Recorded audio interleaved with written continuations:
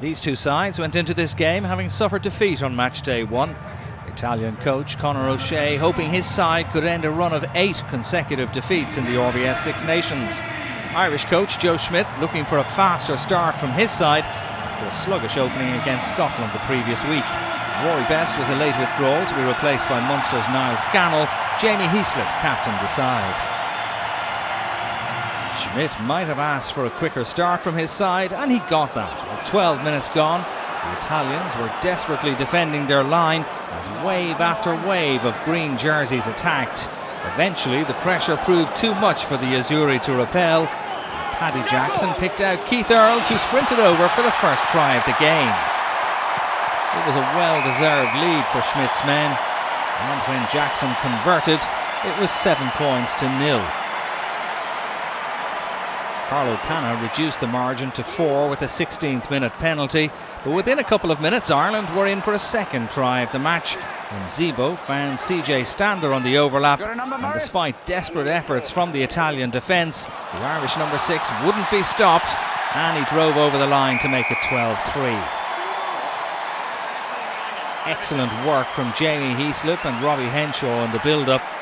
Heaslip's offload earlier in the move quite sublime, and the support work by Henshaw was top class as well. Stander scored his first international try against Italy last year, and this was another to add to his tally. Jackson's conversion was unconventional but effective, and it was 14 points to 3 midway through the first half. The Italians had no answer, and in the 26th minute the visitors ran in try number 3. The Irish backs were enjoying themselves. Jackson to Ringrose to Carney, and Earls in space on the wing, who raced over for his second and Ireland's third try of the game. That was Earls' 22nd try in total for Ireland. This one of his easier finishes. Italy were rocked on their heels, but just after the half-hour mark they worked a good attacking position. The Italian maul was functioning well and asking questions of the Irish defenders. It was the first serious threat to the Irish line. And when the maul collapsed just short of the try line, referee Glenn Jackson didn't hesitate in awarding a penalty try for deliberately collapsing the maul. A rare moment of light on what had been a difficult first half hour for the Azzurri. To compound matters for Ireland, Donnacha Ryan was yellow carded for his infringement. And Canna added the extras, and it was Italy 10, Ireland 21. But it wasn't the end of the scoring in the first period. Ireland clinched the 4-try bonus 5 minutes before the break, and Stander drove for the line. The Italians couldn't prevent him from crossing. The South African-born flanker in unstoppable mood. With the bonus try already in the bag before half-time, Ireland were in total control, and Jackson kicked another fine conversion to leave Schmidt's men 28 points to 10 ahead with the second half to come. Ireland picked up where they left off after the break, and Stander's spectacular afternoon continued with another try. The defenders were a little sluggish as the flanker spotted the gap and charged for the line. His deceptive pace got him over for his third try of the game. The first Irish international to notch a hat-trick since Brian O'Driscoll against Scotland back in 2002. Sensational from Stander. Again, Jackson was on target with the boot, and the lead was 35-10. The intensity dropped a little as the second half progressed, but Ireland ran in a sixth try in the 68th minute.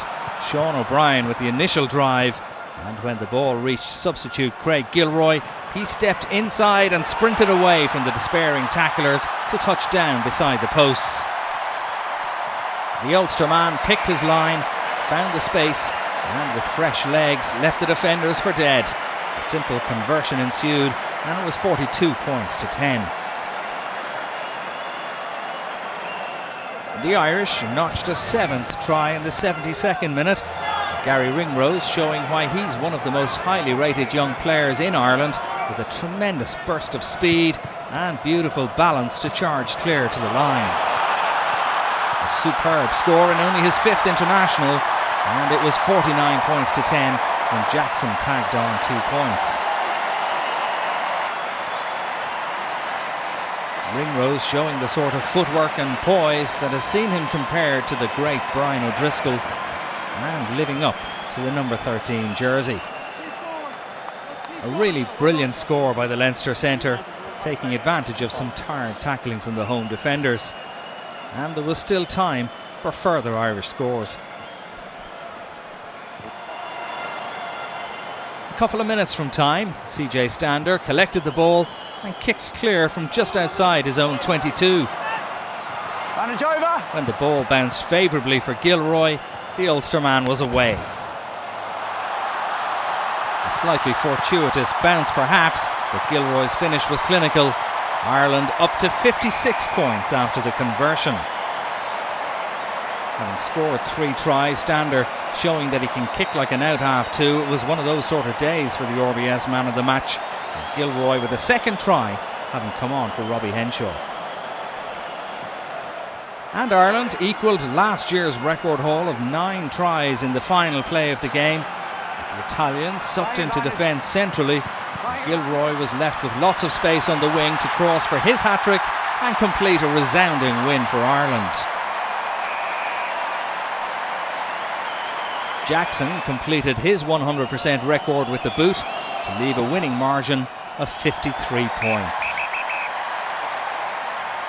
Job done for Ireland, now 17 wins in 18 Six Nations meetings against Italy. The Irish take on France in Dublin next time. For the Italians, things don't get any easier. They face a trip to Twickenham to play England on match day 3. Final score at the Stadio Olimpico: Italy 10, Ireland 63.